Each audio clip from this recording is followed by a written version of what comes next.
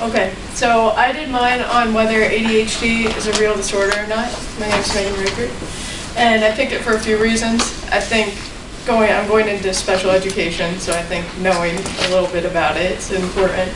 And I agree with it. I think it is a real disorder, so I wanted to see what people thought why it's not a real disorder.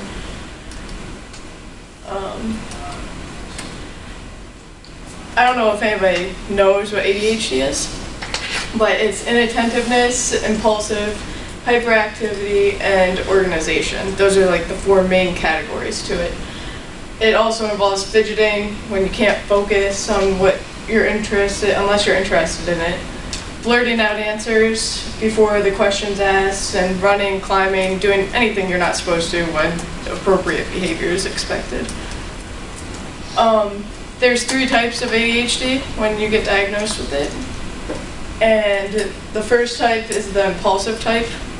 So if a doctor diagnoses you as an impulsive ADHD person, it's when you act before thinking, excessive shifting in activities, calling out needs, and need a lot of supervision.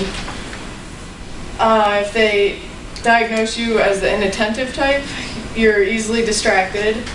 It doesn't seem like you're listening, and you fail to finish tasks. You can't focus on schoolwork or other tasks requiring a lot of attention. And then there's also, sometimes they're the combination type, which is the most common because you just have all of it. You can't pay attention, you can't focus, all of those things. Most of the articles I went through, all the pro arguments and the con arguments, they all said pretty much the same things.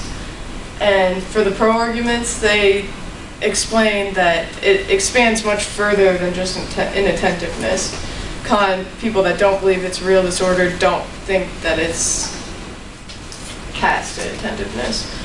But children can face these difficulties, but they are able to overcome their challenges.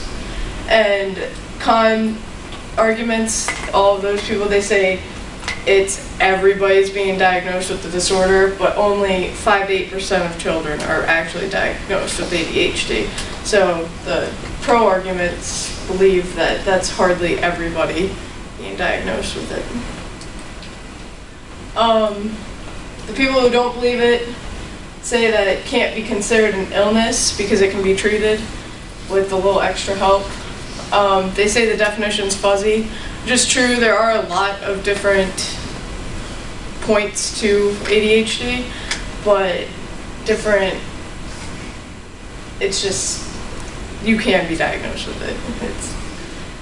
It's claimed to be a behavior and not a disease because when we're young, everybody's fidgety. Like, I know I'm even fidgety now. Like, I can't sit in my seat for long, but that doesn't mean some people are just worse. Like, it's really impossible for them to sit still. They need to be up and moving around.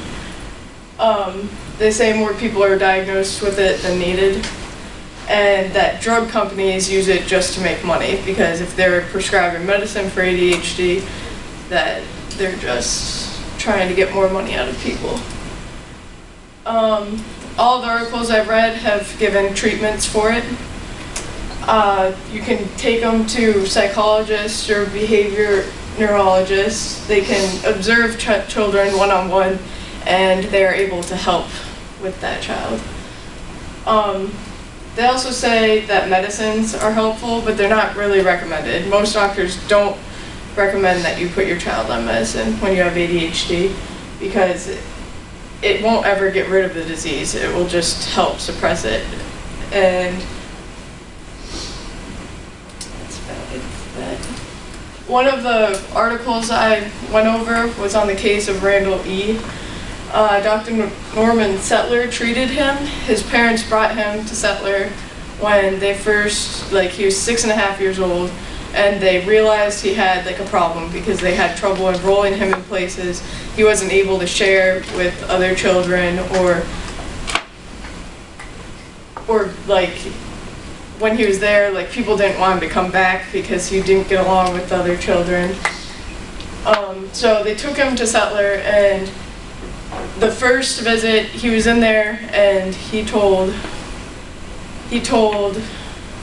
I'm sorry, I'm moving it.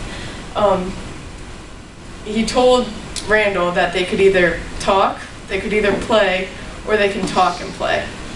And at first Randall chose just to play, but then he started talking to Settler. He would get up and go and make sure his dad was still waiting for him in the waiting room and come back. And then after their session was over, he ran out of the room and then he ran back in and asked him if they could play again someday. So they continued to do that for a few years, and eventually Randall was able to completely open up and explain to him. He started to learn more patience. When they'd play games, he would let Dr. Settler take his turn all the way without rushing to get into his turn. And he eventually helped him learn to take breaths and do everything he needed to do to think before he reacted to anything. And then his teacher reports came back positive, he was able to make and keep friends, and his grades started to go up. So that was all good. I believe it is a real disorder. I thought it was before it started, but I don't think that the con arguments are strong enough to say that it's not. I also believe that it shouldn't be treated with medicines, because if you just push your child a little bit harder and help them get through it instead of getting frustrated with them, and it's a safer way to do it too. That's all.